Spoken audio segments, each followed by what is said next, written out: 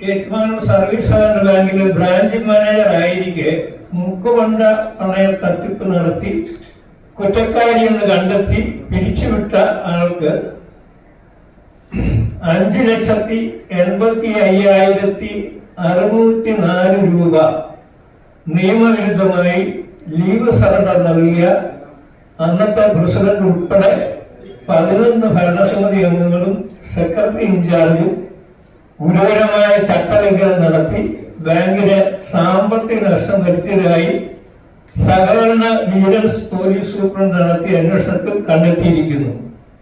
ഇത് സംബന്ധിച്ച് അന്നത്തെ പ്രസിഡന്റ് ഉൾപ്പെടെ 11 ഭരണസമിതി അംഗങ്ങൾക്കും സെക്രട്ടറി ഇൻചാർജിനുമെതിരെ കേരള സഹകരണ നിയമം 68(2) പ്രകാരം ശിക്ഷാ നടപടികൾ സ്വീകരിക്കണമെന്നും സഹകരണ രജിസ്ട്രാർക്കും സഹകരണ വിജിലൻസ് ശുപാർശ ചെയ്തിട്ടുള്ളതുമാകുന്നു. ഇങ്ങനെ കുറ്റക്കാരെന്ന് കണ്ടെത്തിയ 4 പേര് നിലവിലെ ഭരണസമിതിയിൽ തുടരുന്നത് നിയമവിരുദ്ധമാണ്. അവരെ പുറത്താക്കേണ്ടതാണ് ഉടനടി. ബാങ്കിന്റെ ആദ്യകാല ഓഹരിയുടമയായ ഞാൻ 44 നമ്പർ പിടിച്ചാക്കോ ബാങ്കിന്റെ 17/12/2023 വാർഷിക പൊതുയോഗ മിനിറ്റ്സിന്റെ കോപ്പി ആവശ്യപ്പെട്ടിട്ടു ബാങ്കിൽ നിന്ന് നൽകാതെ വന്നതിനാൽ പരാതിപ്പെട്ടതിനെ തുടർന്ന് അസിസ്റ്റന്റ് രജിസ്ട്രാറും ജോയിന്റ് രജിസ്ട്രാറും നിർദ്ദേശത്തിന് തരാതെ അതിനെതിരെ ബാങ്ക് സഹകരണ വകുപ്പ് സ്പെഷ്യൽ സെക്രട്ടറിക്ക് അപ്പീൽ കൊടുത്തു. പക്ഷെ ഇത് മിനിറ്റ്സിന്റെ വകുപ്പ് തരാതിരിക്കാനായിട്ട് യാതൊരു തടസ്സങ്ങളുമില്ല.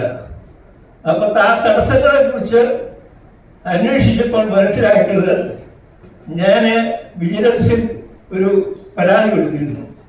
ആ പരാതിയുടെ തീർപ്പ് കൽപ്പിച്ച് വന്നിട്ടുണ്ട്. ആ തീർപ്പിനകത്ത്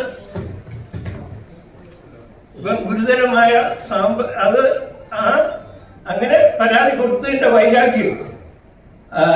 വൈരാഗ്യത്തിന് ബിജു ജോസഫ് പേര് പറയാൻ പാടില്ല, ബിജു എന്ന ഒരാളാണ് ഹൈക്കോടതി കേസിന് കൊടുത്തിരിക്കുന്നത്. അതുപോലെ തന്നെ അവിടുത്തെ സെക്രട്ടറി പിന്നെ കേരള വനിതാ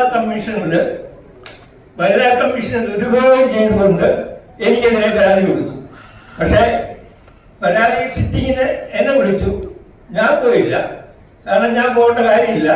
കാരണം ഞാൻ പിന്നെ വനിതാ കമ്മീഷനും ആയിട്ട് യാതൊരു ബന്ധപ്പെട്ടതൊന്നും ചെയ്തിട്ടില്ല. അതുകൊണ്ട് ഈ പറഞ്ഞ സെക്രട്ടറി 2 പ്രാവശ്യം ചങ്ങനാശ്ശേരിക്ക് പോയി മുഴുവൻ ദിവസം അവിടെ നിന്ന് തിരിച്ചു പോന്നു. ഞാൻ ഇതുവരെ പോയിട്ടില്ല.